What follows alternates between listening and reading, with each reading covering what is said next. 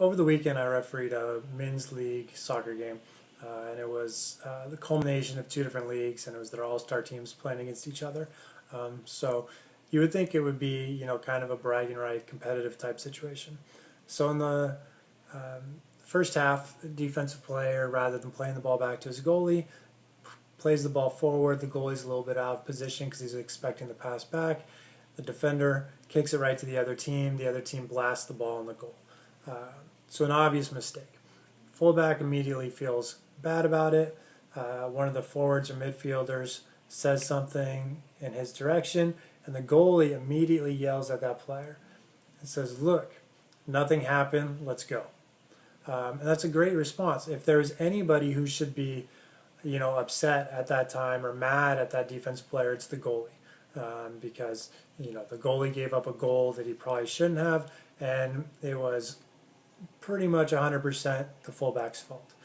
Um, but rather than the goalie getting mad at the player or sulking or turning his back or any of the negative behaviors that we commonly see, instead, you know, nothing happened.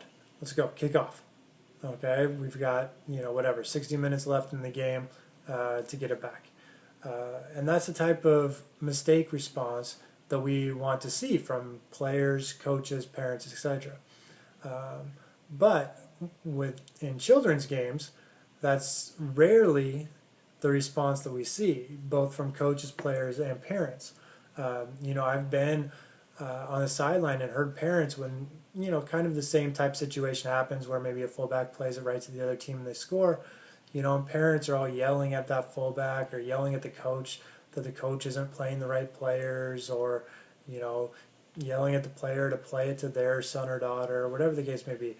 And players will yell at each other, and coach will yell at that player and tell the player that he or she made a mistake, and if the player makes another mistake, they're coming out, they're never playing again. And I've seen this type of behavior all the way down into under 9 soccer.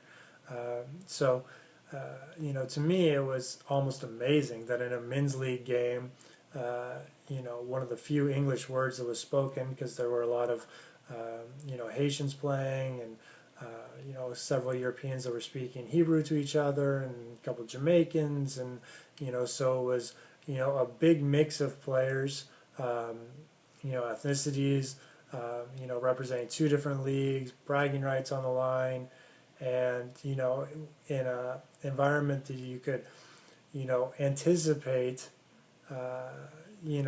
something going wrong and there being discord between teammates. And there was some discord, especially the forwards were getting upset with other players because they weren't getting the ball enough, as every striker seems to feel from game to game.